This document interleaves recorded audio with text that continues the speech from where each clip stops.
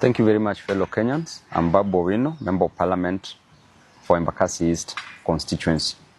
I want to take this opportunity to condemn the gruesome murder of one Albert Ojwang at Central Police Station, Nairobi. I want to demand that the officers who committed this heinous act must be arrested and charged with murdering one innocent man, Albert Ojwang. The apex of the law, the Constitution, and the Penal Code outlines clearly on how matters should be dealt with once an arrest is made.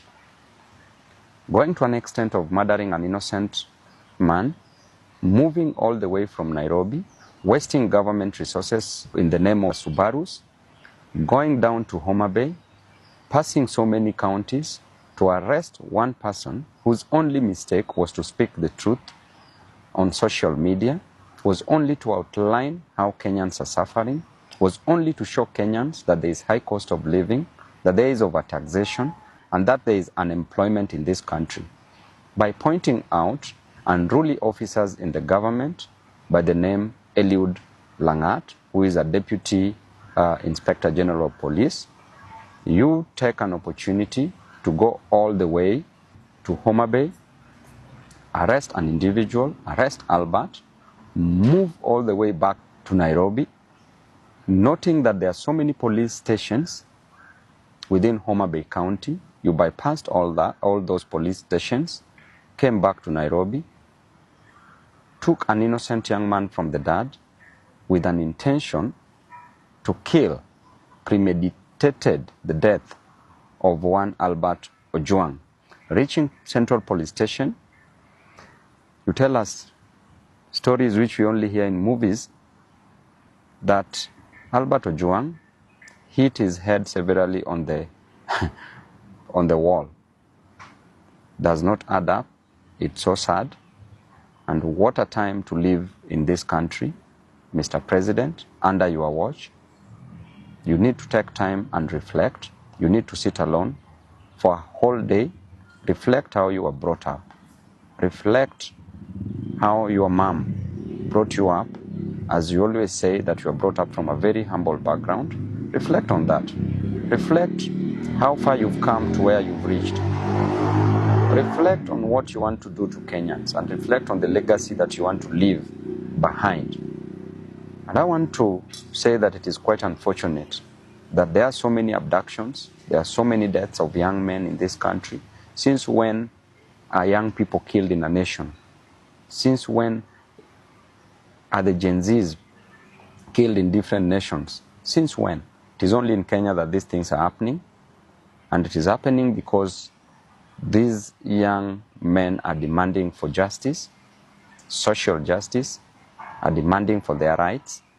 And the extent that we are going as a nation is so wrong because under your watch as the president, so many deaths are occurring. The main reason why people get to power is so that they can become better, not being bitter. It's so that they can better the lives of others, not taking the lives of others. It's so that they can ensure that people's lives are changed for the best. But what are we seeing in return? We are seeing bitterness, we are seeing cruelty, and too much cruelty breeds so much hatred, which is now occurring in this country. I want to inform the government that nobody will fear you. You cannot spread fear to a person who has nothing to lose, a person with no jobs, a person who experiences overtaxation, a person who experiences high cost of living, high cost of education, high cost of health. You cannot make such a person be fearful. And therefore you need to change your strategy because they have nothing to lose but just the chains that are tying them tightly.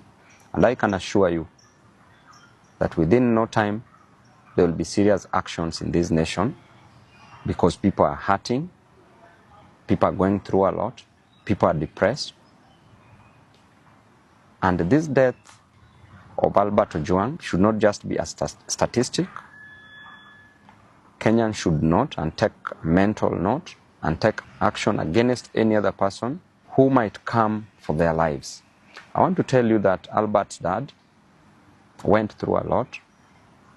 As he said yesterday on media, that he spent 20 years going to a quarry, mining stones, not precious stones, but normal stones for construction, kokoto, just to educate Albert.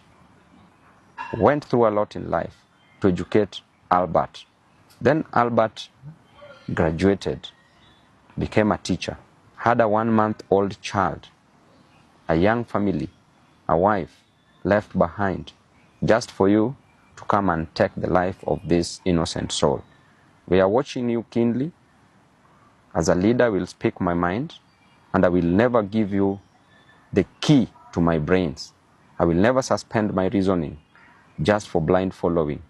I will die where Kenyans are dying. I will be with the Kenyans. And to the Inspector General of Police, please move with action. By now, it would be an honor if you would have resigned. But because of greed for power, I know you won't.